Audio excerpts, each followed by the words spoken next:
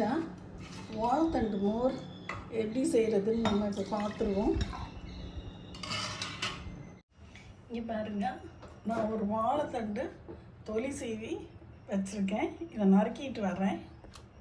பாருங்கள், இந்த மாதிரி நான் கழுவி வச்சுருக்கேன் இந்த வாழைத்தண்டை.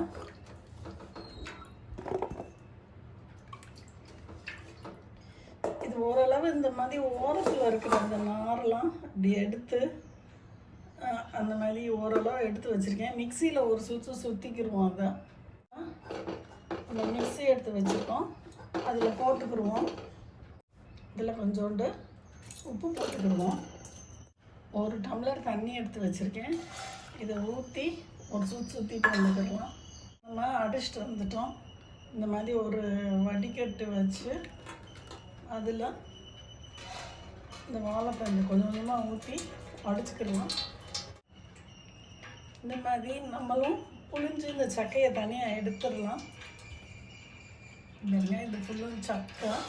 இந்த மாதிரி ஃபுல்லும் நீங்கள் இந்த வாழைத்தண்டை வந்து இந்த மாதிரி புளிஞ்சு நம்ம பொரியல் பண்ணால் இந்த ஓரளவு இந்த ஃபைபர் இருக்கும். ஆனால் நம்ம ஜூஸ் குடிக்கும்போது இந்த ஃபைபர்லாம் எடுத்துடுறோம். இந்த மாதிரி நமக்கு சக்கையாக நம்ம எடுத்துட்டோம். இது நம்ம வடிகட்டியாச்சு, எதுவும் இதில் இல்லை. இப்போ இது வந்து வாழைத்தண்டு ஜூஸ் இருக்குது. இப்போ இது இருக்கட்டும். இப்போ நான் இதில் ஒரு டம்ளர் தயிர் எடுத்துக்கிறேன். இந்த மாதிரி பசும்பால் தயிர் உங்களுக்கு தண்ணியாக தான் இருக்கும். இந்த தயிரை நம்ம மிக்சியில் நல்லா யூனிஃபார்மாக சுற்றிக்கிடுவோம். இல்லை நம்ம போட்டாச்சு.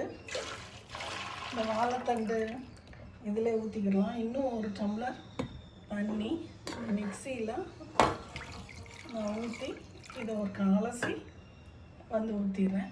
அலசிட்டோம், இதை ஊற்றிடுவோம். அவ்வளோதான், நமக்கு வாழைத்தண்டு மோர் ரெடி.